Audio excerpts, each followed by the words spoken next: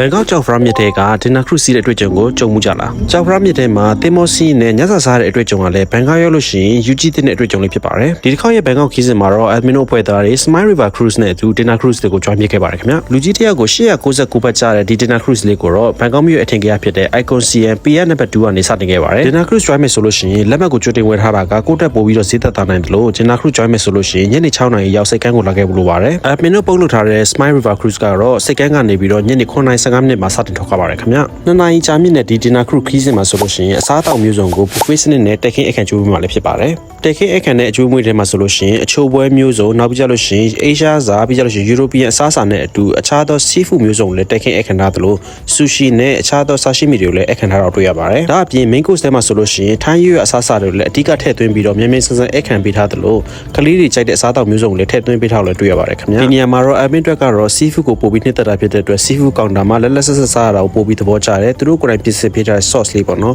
ice Thai sauce လေးတော်တော်လေးကောင်းပြီးတော့ seafood နဲ့တွဲစားလို့ရှိရင်အရင်မိုက်တယ် Icon CN Rama Bridge Boa Arong နဲ့ Asia TikTok ကတော့ဒီခီးစဉ်ရဲ့အဓိက main attraction area တွေပဲဖြစ်ပါတယ်ခင်ဗျကျောက်ဖရားမြစ်တကြောမှာသွာလာနေရင်နဲ့အဓိကသတိထားရမှာကတော့သူ့ရဲ့ main attraction area တွေရောက်လို့ရှိရင်ဓာတ်ပုံကောင်းကောင်းလေးနဲ့ဗီဒီယိုလှလှလေးရိုက်ဖို့အတွက်ကတော့အဓိကအကျဆုံးချက်ပါ Dina Cruise ကို booking လုပ်တဲ့အခါမှာသတိထားမယ့်အချက်တစ်ချက်အနေနဲ့ဆိုလို့ရှိရင် booking တင်တဲ့အခါမှာပေါ့နော်အောက်ထပ်မှာတက်ကျွန်တော်အပေါ်ထပ်မှာထိုင်တာပိုကောင်းတယ်အပေါ်ထပ်မှာဆိုလို့ရှိရင်ကျွန်တော်သင်္ဘောဥကန်းနေရာမျိုးဆိုလို့ရှိရင်တော့ view အကောင်းဆုံးနေရာပေါ့နော်သူ့ရဲ့ Dina Cruise ဆက်မှာဆိုလို့ရှိရင်တောက်ဆရာအနေနဲ့ PR ကိုလည်း free flow ပေးထားပါသေးတယ်ခင်ဗျကျောက်ဖရားမြစ်ရဲ့ Dina Cruise ဆက်မှာဆိုလို့ရှိရင် admin အကြိုက်ဆုံးကတော့ Rama Bridge အောက်မှာရိုက်ရတဲ့ပုံပေါ့နော်အဲ့ဟာကိုအရင်ပေါ်ကြတယ်စားပါအောင်မာကြီးတော့